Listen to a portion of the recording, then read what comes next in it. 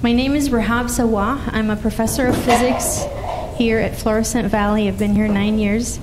And this is part of a lot of our global education events that we've done throughout the years at Florissant Valley. Some people say Facebook is an evil thing because it takes a lot of people's time. I say it's a blessing for me because this was the way that I connected with these artists. As you know how Facebook gives you ideas for other people that you might want to see their work or connect with. Well, one of the things that showed up in my newsfeed one time was an art exhibit that was taking place in Washington, D.C. for these Syrian artists who were refugees.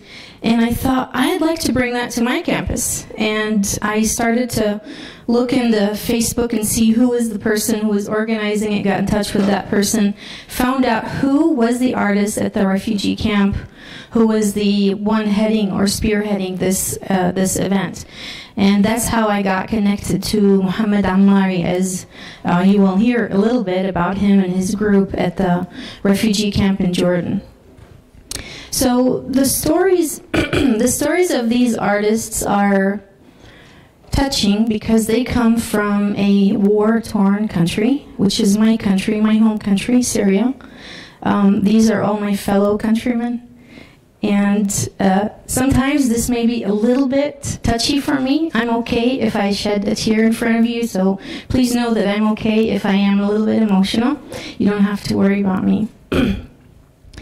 So these artists had to flee their war-torn country that started out with an internal conflict that eventually became basically involving countries that are regional, but also internationally so. So, you know, today we look at the Syria war. About 7 years later, it started in exactly almost this time of year, in 2011. It started with a domestic dispute between people and the government, and of course regional forces started to get involved very soon after that. So eventually it became, I call it now, really a fight between the great powers. The stage just happens to be Syria. So we even see conflict between Russia and the US, and all plays out on the Syrian scene. So I'll tell you a little bit about the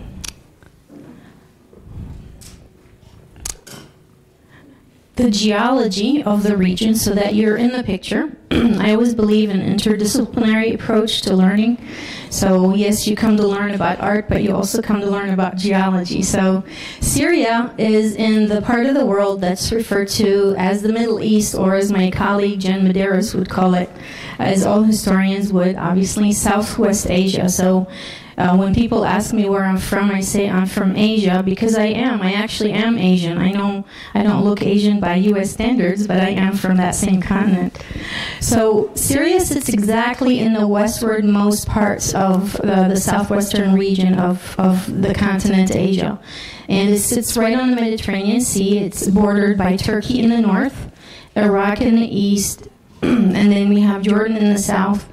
And a little bit west and southwest are the countries of Lebanon and Israel/Palestine.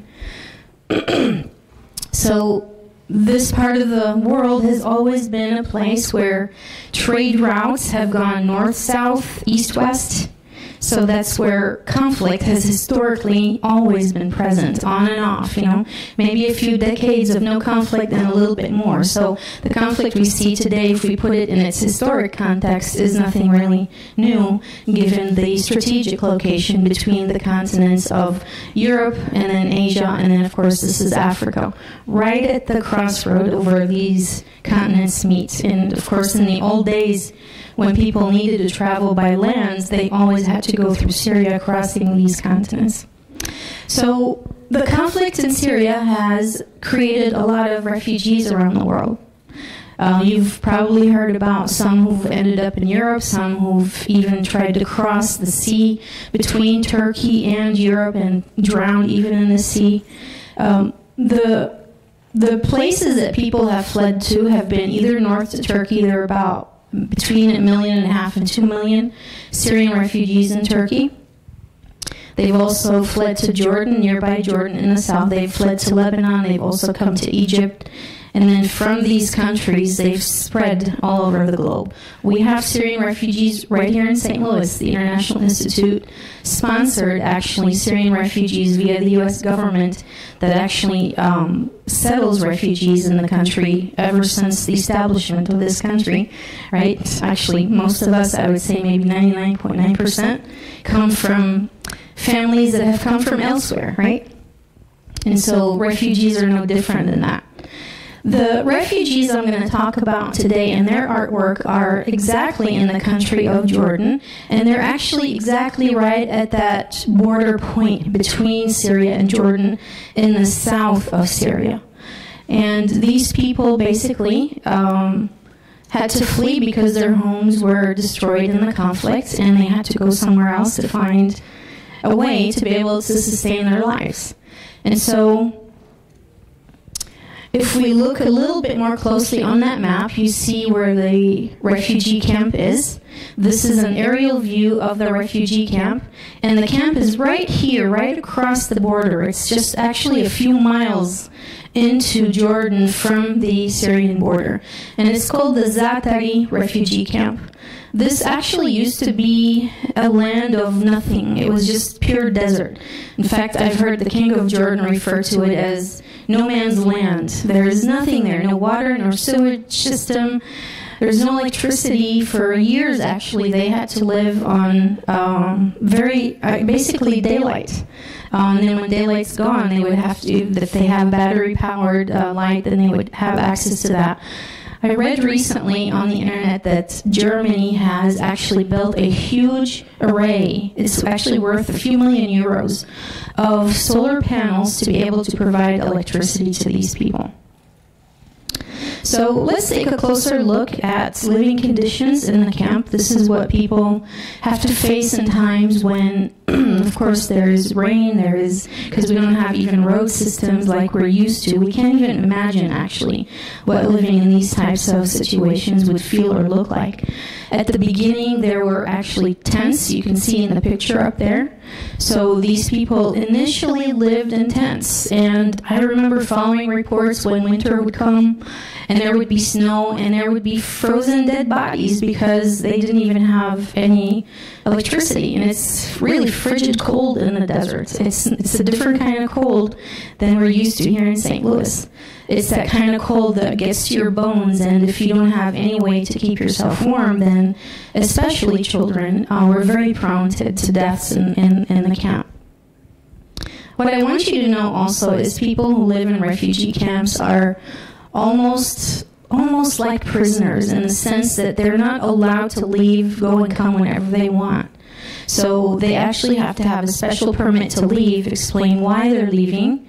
Why is that necessary? So it's not open doors, come and go whenever you want. It's more restricted. I remember meeting someone whose mother was a refugee during World War II, and her mother would describe to her, I was actually giving a presentation similar to this, and she started to cry in the audience. And I asked her if she would share with us, and she was bold enough to do that. And she said, my mother used to tell me how she, as a refugee, always felt like a prisoner. And indeed, it is those types of living conditions in those camps. So let's take a look at this really short BBC documentary. It's actually about a minute or so, that gives us an aerial view of this refugee camp so that you can appreciate the enormity of this location where people live and how many people have fled to this area and to make a new life for themselves in it.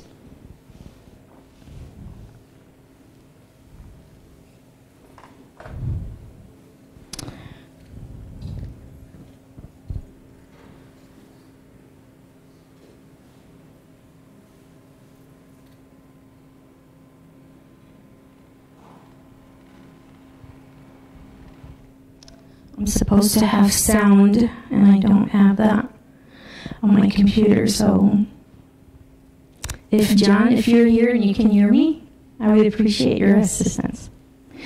So you can see with this particular video that this is like a city. It started as a tent city, actually. And initially, like I said, they had tents made out of regular tent fabric. These were all provided by the United Nations High Commission for Refugee, or UNHCR is how they're known. And after the conditions have deteriorated in the camp, eventually the UN was able to raise enough money to replace these tents with what would look like, I don't know how to describe it other than to say they're like capsules almost. They would be like a really, really primitive form of a trailer at best. So what happened with the tents is that these artists said, please don't throw these tents away. Please don't take all of them if you're going to take the ones that are okay. We would like to use that tent fabric and create artwork with it. I remember one of the comments that came from one of the other hosting colleges of this exhibit said it was a beautiful thing that they took something that we would call ugly or, like a torn up tent, right? It was going to want to do anything with it and turn it into this beautiful artwork that we will actually see after the end of this presentation. So let's meet our artists. These artists are very innovative. I have to think about how would someone feel under these kinds of circumstances such that they would be able to reach within and pull out this amount of hope that they would actually utilize to create what they're creating, because they're not only creating artwork. What we're going to see in the exhibit later on is the effects of what they actually have inside, but it's something more than just wanting to create artwork. It's really creating a will to live and the will to inspire others, especially the next generation. And so let's actually meet these artists. I've put together this collage of their photos, and I'll actually walk through each one of them individually. These are the main artists who actually started this group that is putting forth a lot of really beautiful work. Their artwork is traveling all over the globe, actually. So I saw one exhibit in Washington, D.C., but as we speak, there are other exhibits in other parts of the world. And they are actually sending their artwork as a messenger to carry their message across. And it's not just a message about their war-torn country and their hopes and aspirations. I think it's a message of how the human spirit can prevail in circumstances of adversity. And so let's actually talk about these artists. And so I'll begin with Tamer Joukhadar. He's actually standing in front of a painting, and if you can envision this painting being the wall of one of these trailer look-alike places that they live in, they've actually chosen to take this place that you saw from the aerial view that looks very dismal, right? All of the containers, or I call them containers because they look like containers, all the housing containers, they are very much alike. They look like boxes from the air. They've chosen to take their arts to the walls of these locations and actually change even the look of their camp. As you saw with that short video, the camp houses 83,000 people, so it's got about 30,000 of those units, so they have a long way to go, obviously, but they're very persistent, and they really want to turn this into something different. I envision one day in the future, if these people have to stay in this refugee camp longer, that it will probably become the largest outdoor art exhibit in the world.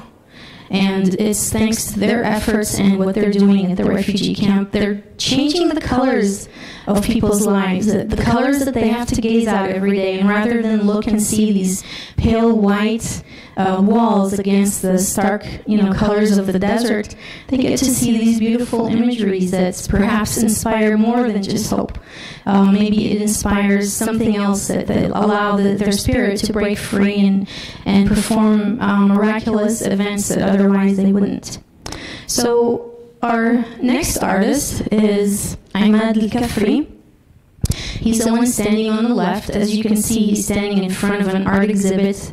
I believe this one might have taken place inside Jordan. And these artists only make a living by their paintings being sold. Like Deb said, we've actually had a few of these paintings already sold from our exhibit. About a quarter of it is actually already sold. And the money goes directly to them and all to them. And so here's, seeing how one particular individual, this one is a doctor who lives in the U.S. He's from Syria, who was in Jordan and purchased this piece of artwork, as we can see him standing and posing with the artist himself. The third artist is the one in the middle. Actually, the other two are the ones we just mentioned earlier, and he's posing in between them, Mohammed Khadar.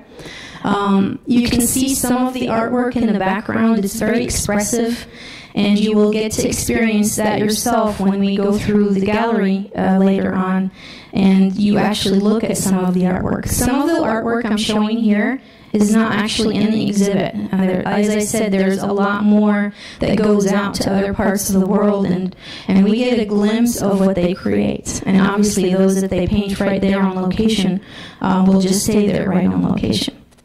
Here's another artist who has a love for calligraphy, so he creates beautiful artwork with his calligraphy. His name is Saleh. And all of these artists are in their roughly, I would say, maybe late 20s to mid 30s, in that range. So they're rising artists, I would say. And at this point, they have really caught the attention of a lot of people around the world. And so they're definitely making their message heard in many, many places. Here's another one of our artists. He's actually a little shy, so it was really hard to find a photo of him. So that's the only photo I was able to find of him, but you can see some of his beautiful artwork as well. And this is set up in his own workshop where he's actually has his art supplies. And this is Yusuf, Yusuf as in Joseph in English. It's actually the same word, Yusuf Ashuli. And these artists actually come from different cities throughout Syria, so they're not all from the same place. And then this artist who's facing the camera is Muhammad Ammari. As you can see, another wall of one of these places that people live is getting painted as they gradually transform this camp from what looks like a camp to what will eventually end up being an art exhibit itself. So, as I said, this group has come together and they've actually formed a group that is known in Arabic, Fariq Tawq al-Yasamin, and Tawq means collar, and so they've actually transliterated their name to Collar Jasmine because, to me, I wanted to keep the original name that they've used, and I know that we would say it's a jasmine collar in English, but I wanted to stay faithful to how they chose to name their group, and so they actually call it Collar Jasmine Arts, and so this is a studio that they've created. The studio is not a physical location per se, but it's a place in the mind and the heart that actually brings people to it. And guess who they bring to it? Well, in a refugee camp, the most worry for the adults is what's going to happen to the children, right? And with lack of even sewer system or running water and all of that, education would usually just come last. And so these artists took it on themselves to establish basically a series of workshops, art workshops, that they would actually work with these children to not just develop their talents. So here you can see Muhammad Ammari with his son. Then he wants to bring his son to art to plant new hope for his future. So he actually directs the group that's called Studio Collar Jasmine Art. And so let's actually see some of the statements that he relates to us, because this is their message. I'm only here to relate their message to you. I'm a messenger just like the art is, but the art is way more beautiful than I am. So what Muhammad Ammari says, art is a messenger, and it really is, because it moves emotions in ways that words cannot do that. And also, he says that he believes that art helps build the human being. And this is perhaps what is at the heart of their mission and their message when they put together workshops for the children to teach them art, that they want to help build those human beings, those individuals. in the midst of the harshest of living environment that they can be in, they can still offer their children something that they can aspire to in their life, and at least a world in their imagination that they can travel to and see anything that could possibly happen come actually into reality on paper. And usually when we have the courage and we dare envision what we want, that's the first step to getting there. And so I really love, you know, his words that he uses, where he says that this art basically helps us envision. It has to start with a thought. And the thought, if it has a belief behind it, what comes later is just the unfolding of that thought. And it's beautiful what you see, what comes out of these children's work. Some of them are 8 and 10 years old. You would never think this is children's artwork. And so here's one of those workshops that they actually have for the children. What they do is, because they've become connected with a lot of places holding their exhibit, they actually do a workshop for the exhibit so they can create artwork for that exhibit that's upcoming in a few months, and getting all the kids excited and the artists. They actually have a lot of female artists who have joined hands. I'll show you some of their artwork later. We don't have those in our exhibit this year. And then here's some of the children's artwork. I look at them and it's hard for me to believe this is an 8 or 10-year-old who's drawing this beautiful art. It's so expressive, and it speaks of their spirit. It speaks of their hopes and their dreams. It speaks of how they see the world and how they feel in the world, which is really important. Children mostly feel, they don't think like we do, right? And that translates really, really well into this beautiful artwork of theirs. Here's another one by a young artist, and to them, there's hope. And of course, the hope is instilled by the adults who keep persisting. They keep insisting that there has to be hope. And that's the message that they keep relating to the children over and over in their workshops. So I love this photograph. I found this on one of their Facebook pages because, and actually it says that change your life with colors. That's exactly what it says on there. To me, it really speaks to their probably gigantic spirit. I feel dwarfed by these people's spirits. I feel that no matter how much I can appreciate what they're doing and feel with them, because it is my country too that's torn, I didn't have to endure these kinds of living environments and these circumstances. I don't understand how someone can pull this amount of hope, not just a sliver of hope, but enormous amounts of hope, and create the efforts that they're doing that's actually spreading as a wave around the world. Obviously, it came here to St. Louis Community College and many, many other places. So here's some of their workshops. As you can see, they're painting their country's heritage. This is part of the scene of what used to be the city of Palmyra in Syria that was blown to pieces by ISIS. These are Roman ruins that have stood the test of time for more than 2,000 years, that are no longer standing now. And they insist that the memory of these places will not go in vain. They'll paint them wherever they can, and they're actually creating beautiful scenery with this in the middle of the desert. So you can see how they, they're in the beginning of their project. I would say the beginning, because they have 30,000 units to go.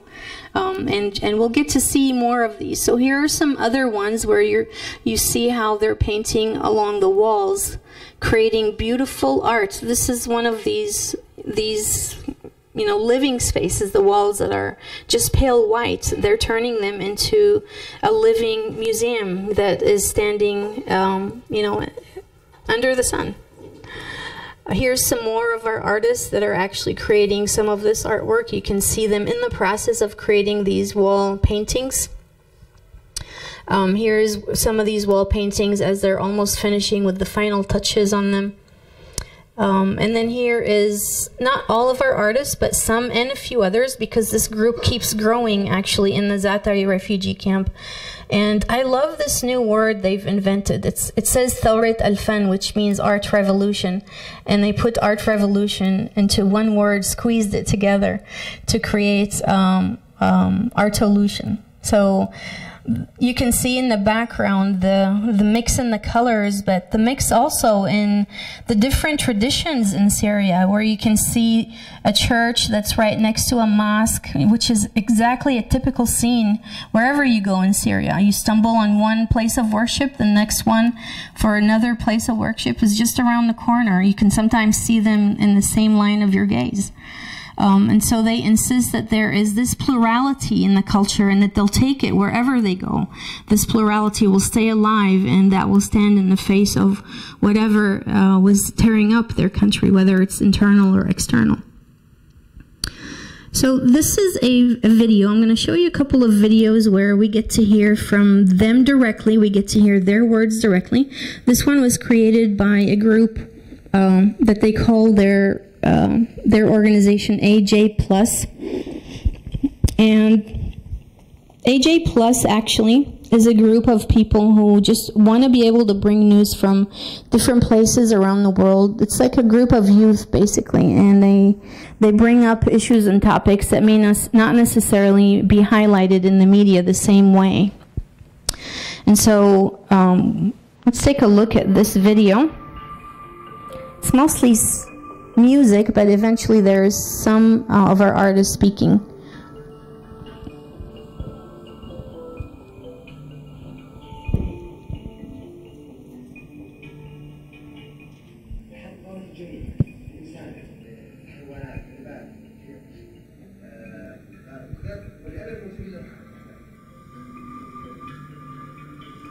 So that was the director. That was the director of that group, Muhammad Ammari.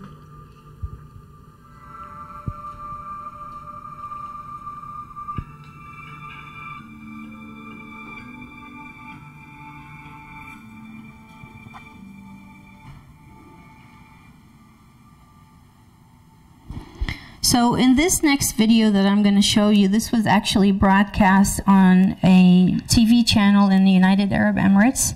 It's called Al-Ghad, which means future looking, basically. And they actually do a little bit of an interview with a couple of our artists, and you'll get to hear their message directly from them. I've actually translated this video, and we had it actually transcribed on the screen, so you can read what the artists are saying and what the newscaster is also saying, so that you can follow along as well. So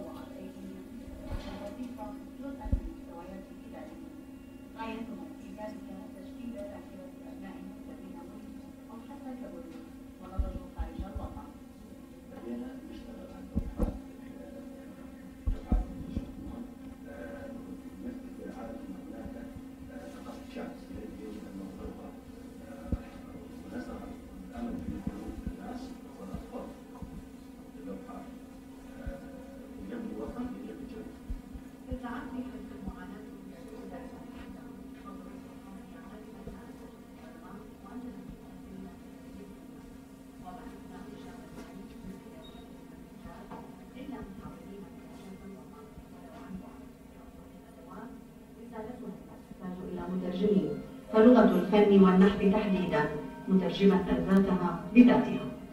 لو لم تكن سوريا بقلوبهم لما فعلوا ذلك، هم أجادوا واجتهدوا، عبروا عن أنفسهم وذاتهم من خلال منحوتاتهم ورسوماتهم ليعبروا عن جزء من كيانهم وهو الوطن. من مخيم زعتري دعم الكردي، قناة الغد.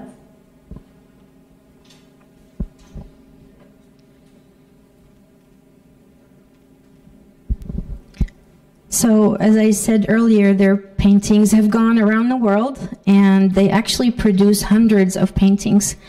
Out of those hundreds that they've produced that have traveled and went to almost, well, not all continents, I'm sure they didn't go to Antarctica, we only have about 36 of those paintings.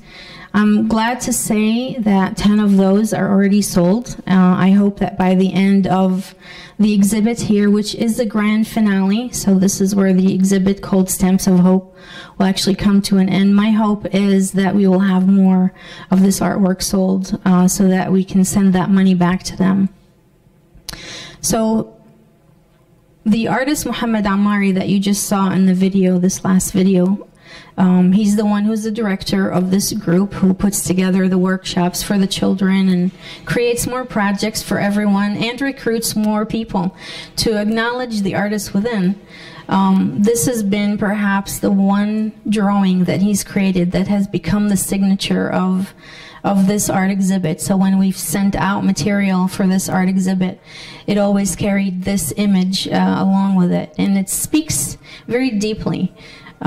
This image talks about the children, and you can see that sense of sadness that sweeps across children that makes us wonder, what can we do for them to create a better future for them? And so, given the circumstances these artists live in, they have made the best to create actually wonderful opportunities for the children, given all the material they have at hand.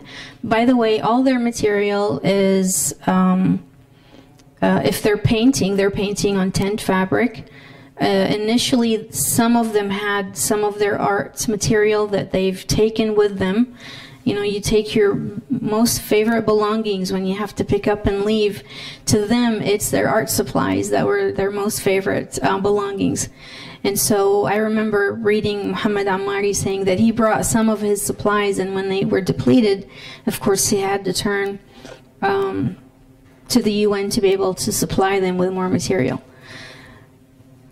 Here is one of those paintings that we actually have in our exhibit. These are all camera photographs. They're not scanned images, so they actually look better standing on the wall than they do up here on my screen.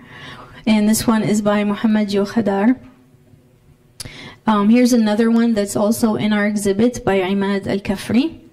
You'll get to see that one also in a little bit. And then here's one of those that Diya Saleh has created, that's calligraphy. That we also have some of his work in our exhibit. And then here is what artist Yusuf Ashuli is painted, that's also in our art exhibit. All of these paintings are now in our art exhibit. I won't spoil it and show you all of them, but I'll show you perhaps the one that when I gave a presentation about a year ago at a national conference, I had some of these paintings in there, and we were about ready to launch our traveling art exhibit, Deb and I. And so this painting spoke to the audience so much that before I walked out of that presentation that day, this painting was sold. And so if you have your heart set on it, I'm sorry to tell you that's already belonged to someone else who's graciously let us have it for this entire year so that it can travel from place to place and allow people to experience this particular painting. I want to also say that if you choose to purchase any of our art today or before April 6th, all the proceeds go to the artists, 100% of them. I actually wire transfer the money directly to them, and I pay the fee for the transfer. So they get every dime out of that money because every dollar means something to them. A dollar goes a long ways in places like those. So please know that everything that you would choose to spend on this artwork, every dime is actually going directly to them to help not just sustain their lives and their families' lives, but they actually use some of that money to put together their art workshops for the children as well. So these are not donated. The workshops are not donated by the UN or anyone. They have to actually provide the material for them. I also want to say that this art exhibit was actually launched across the world in Jordan. That was in December 2016 and has made it across to us here in the U.S. and has traveled to a few other colleges before it came to St. Louis Community College. So these are some of the places that have hosted Stamps of Hope. Southeast Community College in Nebraska, Kalamazoo Community College in Michigan, and then Rome State Community College in the infamous Oak Ridge town of Tennessee. So some of the comments that people have sent to me about the art exhibit from these different places tell us about how much this art has actually touched them. I like how they feel the symbolic effect of the tent fabric. When you walk into the exhibit, this will not look like a normal art exhibit you walk into where everything's framed. Those paintings that are actually painted on the tent fabric, it was Deb's great idea. If I can find Deb Jenkins, my colleague, she's my co-curator on this project. So Deb said, why don't we just hang the artwork showing the tent fabric and giving it that effect, that dramatic effect, so people know where this. You can actually even lift the, if you were to touch and lift the artwork, you'll see on the back of some of them the stamp of UNHCR. And so these were the actual tents they actually lived in before.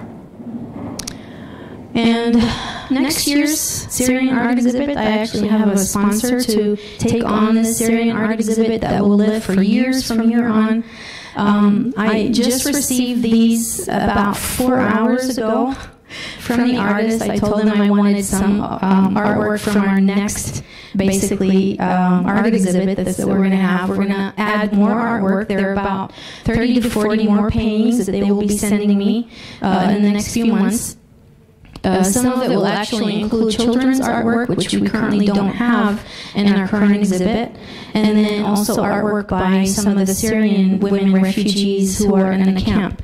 And so we'll have mixed gender and also across different ages in our next art exhibit that will continue to travel around the U.S., sponsored by the Midwest Institute for International and Intercultural Education. And so it'll actually go from that place and travel to different colleges around the country.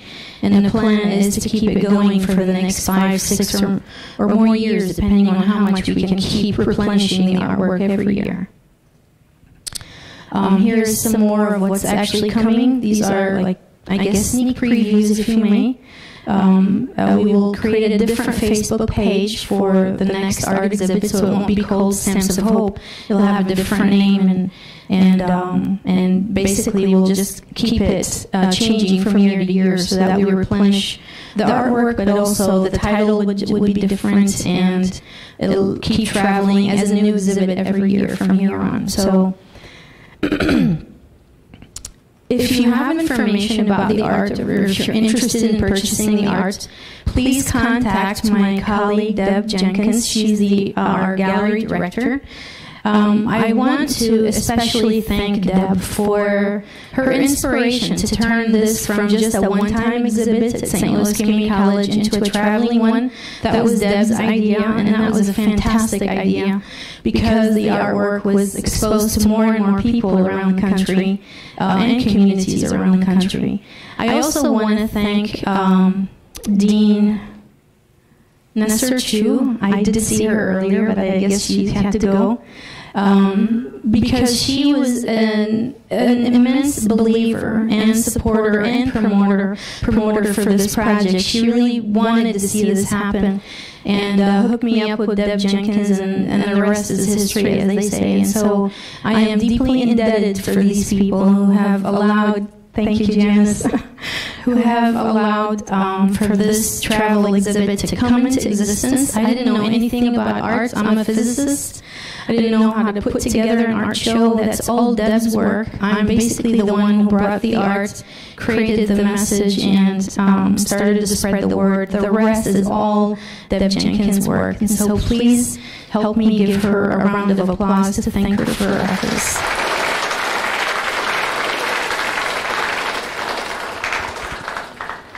So if you have any questions about the exhibit itself, about the artwork and the artists, you can ask me. If you have questions about how you might want to obtain some of this artwork, please talk to Deb Jenkins. We're going to do a tour in the gallery after we're done with questions, if you have them. And then when we're done with our gallery tour, we'll enjoy some Middle Eastern food from a local Middle Eastern restaurant right here in North County. One thing I want to tell you as you walk into the exhibit, first of all, there's a comments book. You can write your comments in it on your left-hand side. But the first thing you're going to see is a wall. And that's Deb's idea, is you have to go around this obstacle to kind of symbolize how these people live through obstacles every day. This is obviously a small obstacle that you have to walk around, but just experience what that would mean, you know, for someone who every step in their life is this gigantic obstacle, and they have to work around it to reach where they want to go. Thank you for your presence today and for your attention. You've been an enormous audience. I can see all of your eyes are really at the presentation. Thank you for being here.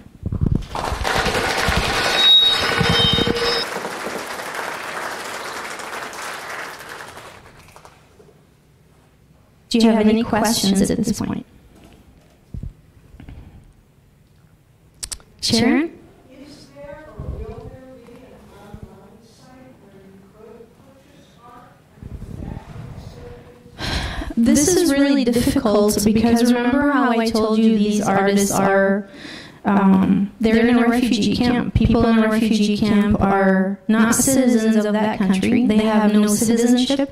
They have no right to hardly anything. It was even difficult at the beginning to figure out how I'm going to get the money to them. I was initially going to go and travel there and give it to them. But it was not going to work out that easily. So it took some time. It took some effort. I had to find a different way besides Western Union because they would not do the delivery.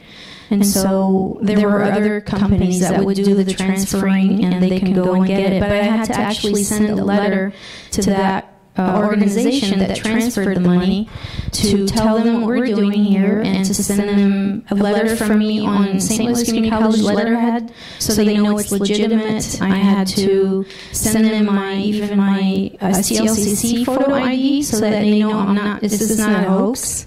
This is not, something else that when we're trying to launder money or something like that.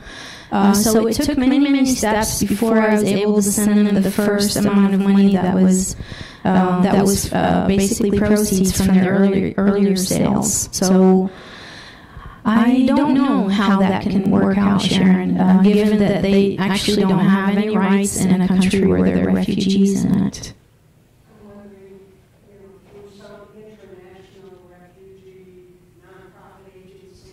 Yes. Mm-hmm. That's my hope too. But these laws are, they're set in place by governments. The U.S. government is one of them, and they're actually the biggest obstacle, to be honest with you. They're the ones I had to work around. And they're the ones who set the rules for everyone else around the world in terms of sending money back and forth. And so my hope is that they would leave this place and go back home one day and don't have to do that. And then their art will turn into a different kind of message. Other questions?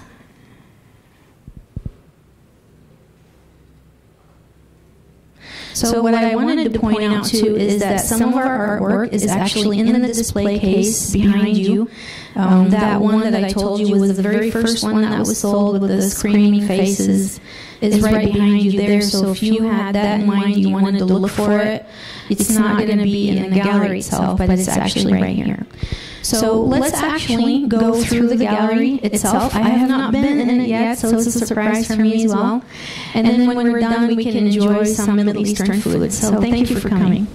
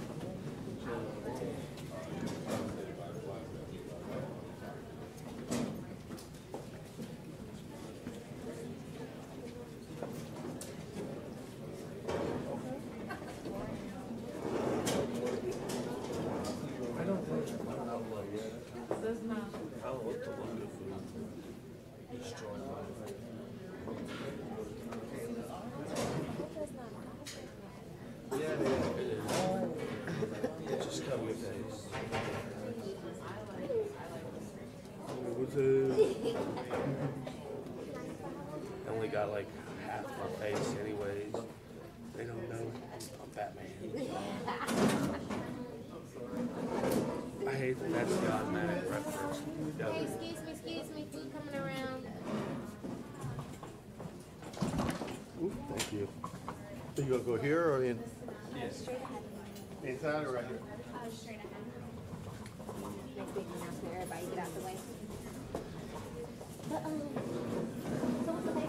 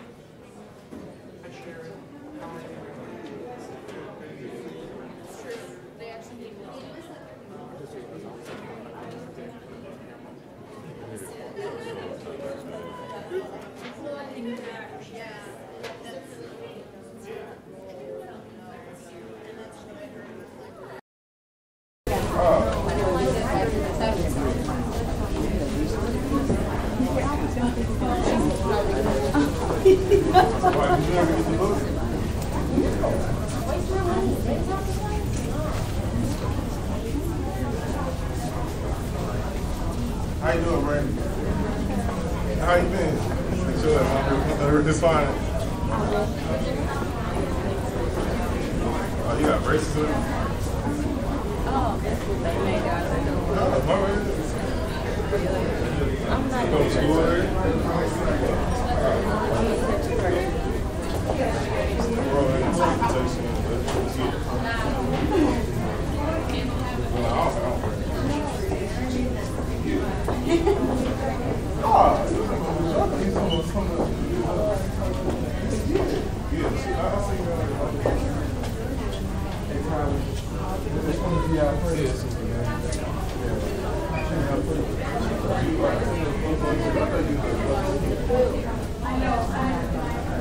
You still mad about it? Still mad?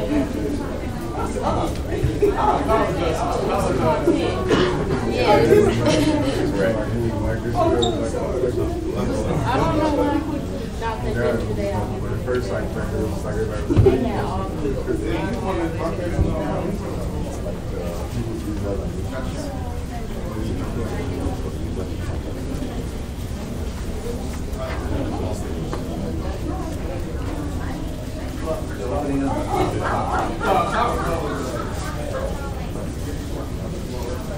I don't know. They don't have prices on it? yeah, they do. I don't know.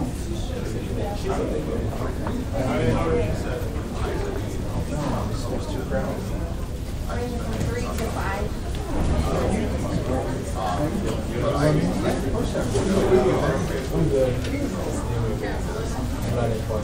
Our classes. Okay. How did you do? Okay.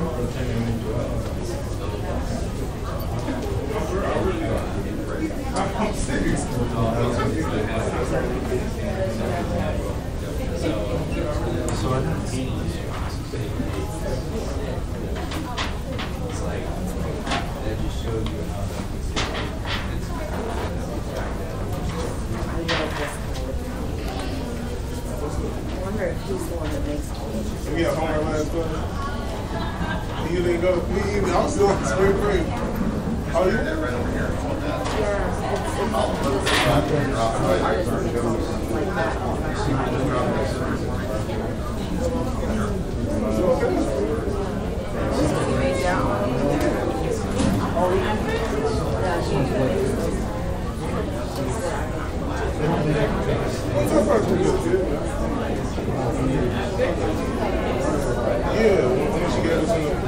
I don't know if they're.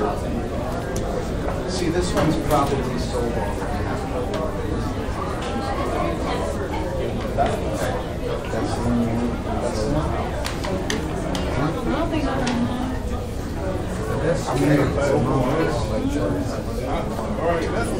Anybody got change for a 20?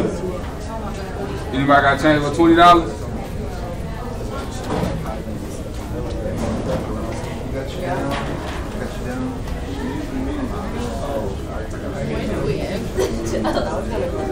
Okay. Ready? No, there's not.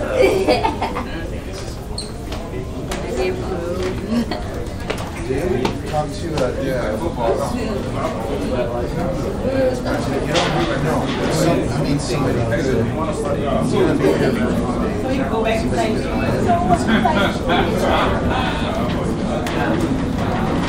I've been since they read that.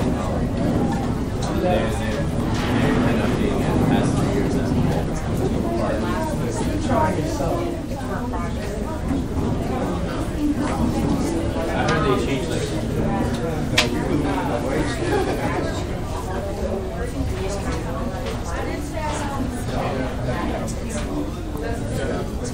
Yeah. Especially when you go to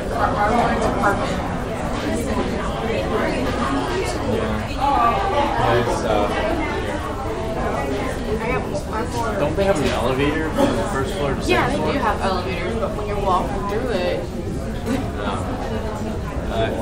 I heard they changed the American history section. I wish they would add more names there. Yeah. And the good thing is that they're not like most of the other sections.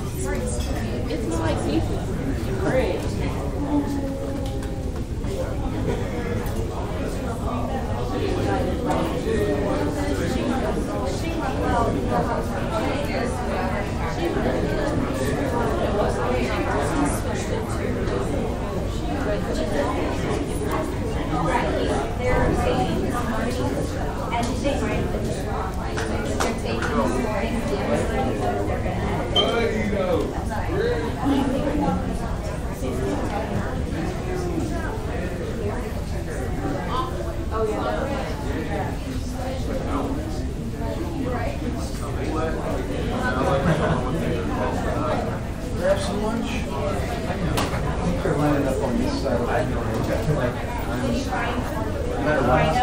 I didn't see them out there.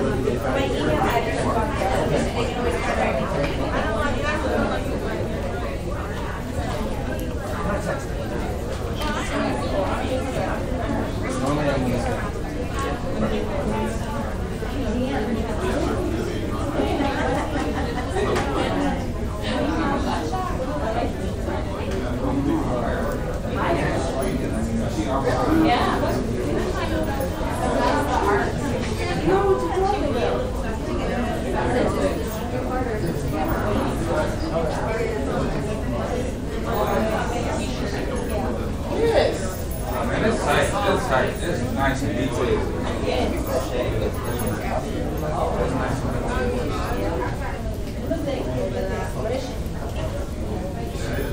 Oh yeah, I thought it would be more. Yeah, I did too.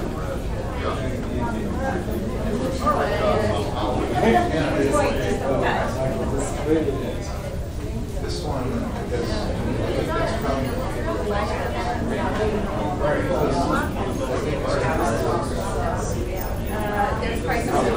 Yeah, we got.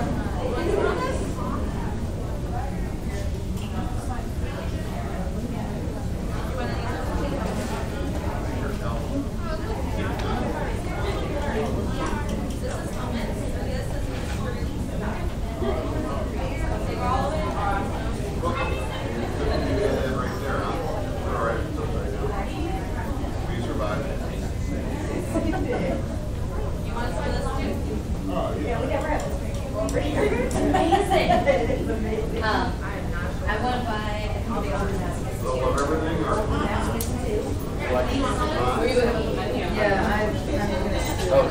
Some of them are listed, some of them are. Yeah. You want to buy this? Yeah. Okay. So don't want anybody else buy it? I will email you the details of the contract.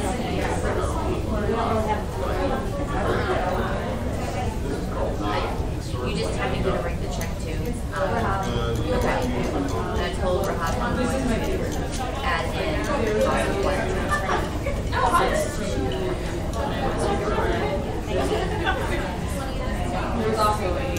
I know, I like the, yeah. Yeah. So, and it's the same like well, and I like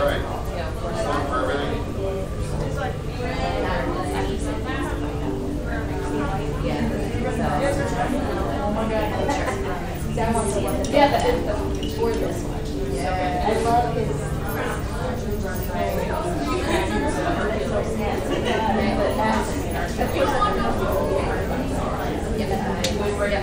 that's how it was shot. I like that one too.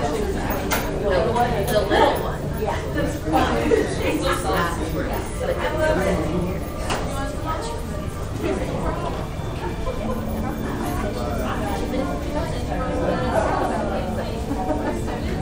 Yeah, and they just changed. I mean, you could put it on. It's going to my aunt who's on the frame shop.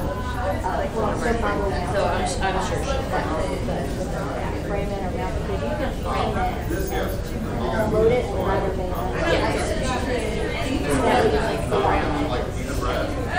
And I like that. This one actually has seams and text on the back. I would have if I could have come from the ceiling. I just didn't have the resources that I could have done.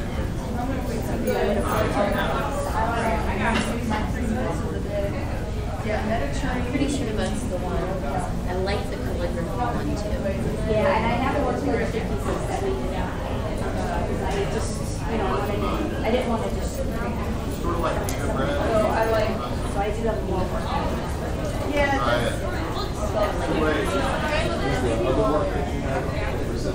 Yep, everything is up for check. I have more calligraphy pieces than that. We have one piece that came back and the frame was damaged. So we have one piece that's not framed. But the frame pieces come with the frame and all of that. Because I'm planning on hanging up like I'm gonna run, but email me. I really now get it all. You said this one has the text on it? This one does have text on the back. See, it has the theme from the tab, but then this one also has text on it.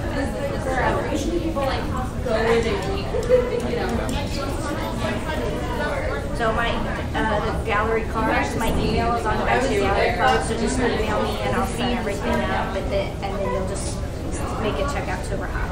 Okay. So, because she's the one who can get it to the artist. Gotcha. Do you know how much the transport is? It's about 30. So Elizabeth is interested in this piece. That's a perfect. Yeah. And Steve White is interested in this piece. Okay. So, but I have to get my contact. Okay. One for sure, but two things.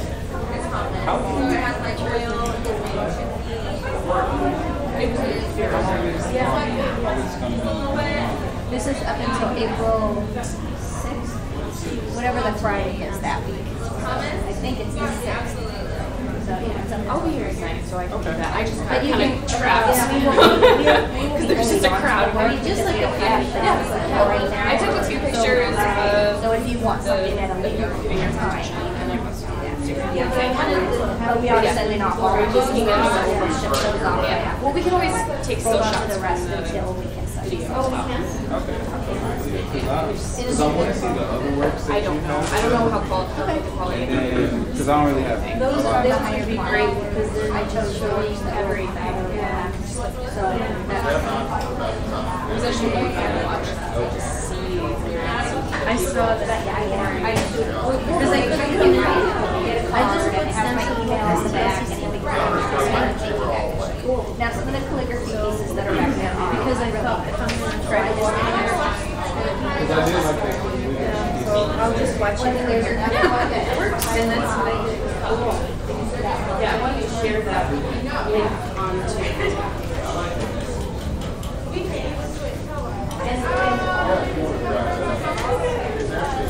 super good with that.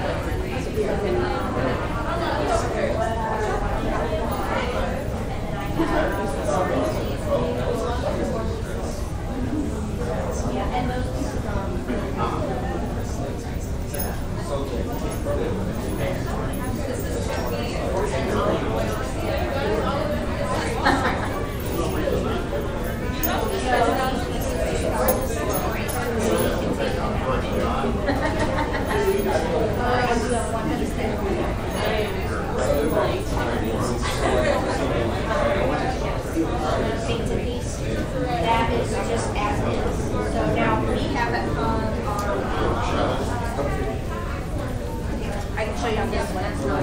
We have it hung like this. So we have wood, we just screw it into the wall, and then you just put it like that. So it's not protected or anything. So if you want to put it behind glass or something, especially if you like the roughness of the tent, because some of these were stretched over frames. You know, like most paintings are on wood frames and the canvas is stretched over. So some of these had that density, so you could do that to it. But if you wanted to keep the integrity of the tent fabric, then I would I would measure the edges, and then I would go about 4 inches out and get a frame that's 4 inches bigger all the way around, and you would just mount it similar to this in a little bit of a frame that has this space. So it's almost like a shadow box, but it's really only about this. Does that make sense? Yes. And you said the cards are around. Yeah, the cards. That's my question. So I was waiting for my email. Okay. I do. Yeah. So I'm the what? How, if we purchase one of these, how would we know? What would you do? You could hang it like it is, but if you want to protect it, then you would want to put it in a frame with some space. Almost like a shadow box, but really thin. So and what you do is you have spacers between the frame and the board that you have behind it. Then it would still look like it's not Derek.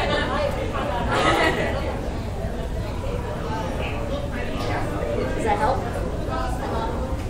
Does that help? Yeah. That was actually my question. Oh, your I question. was interpreting it as it. Because he was like, what do you think? That was my question. And since you work here, I'd be happy to help you buy a frame, and I would be happy to put it in the frame. I mean, that was my team. I would be happy to actually where to buy a frame. Yes. All I can say is you got it on 3 sides right now. Even So I really wanted to finish that.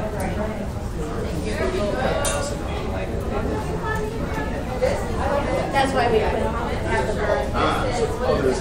Yeah, so see, this is. or with the double lid. So you can mount it that way, but if you aren't protected, then I would put it. Right. But that piece is actually so. Which one are you throwing? Yeah. I like that one. Yeah. What color? Red, black, or blue? Red. Just right side.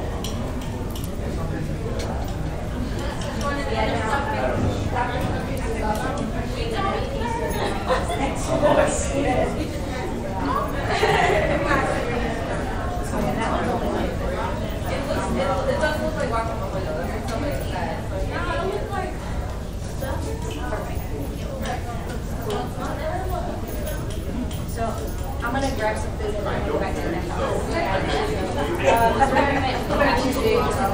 Just kind of, you know, just keep talking to people. If anybody wants to sell, just give them a card or tell them to email me. And yeah, just kind of ground people to see what's up. But if you've heard comments, write them down in the book and post them if there's a chat function. I didn't want to like stop the speed there. So everyone walked over here. Yeah, it's gonna so I turned on YouTube and I saw people. Oh, good. Well, and even though it's live now, they'll be able to get whatever they want. Yeah, Aaron said he'll take some from the two prisons. Yeah, he said it also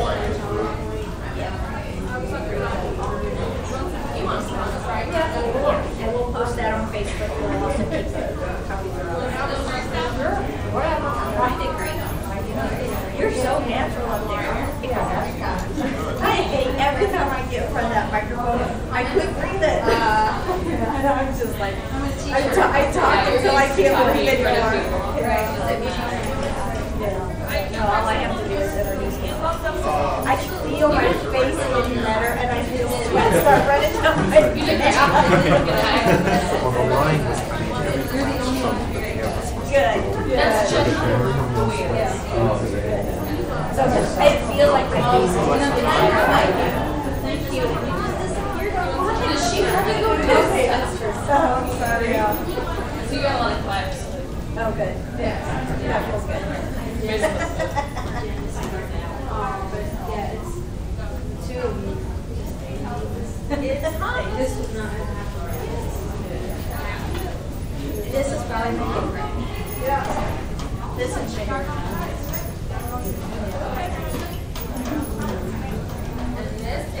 Margie really it worked so much work. Yeah, that was the one that was floor to ceiling vinyl. Did you see that show? Oh, it was floor to ceiling vinyl. This whole floor. There was vinyl on the floor. Did you give some fun? So it's still like, yeah, but you can look up. It's a lot shorter. Every single thing.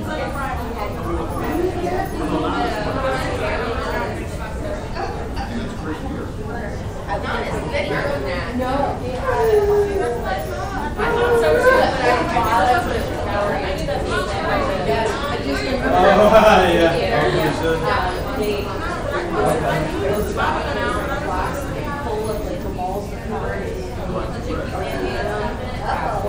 And it was like walking through those flowers on the wall's face. And it was like, this is what the world is going to look like.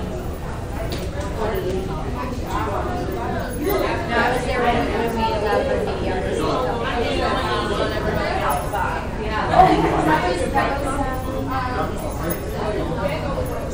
Yes. When that area downstairs was walking for peace, I didn't have to clean it up, but somebody did.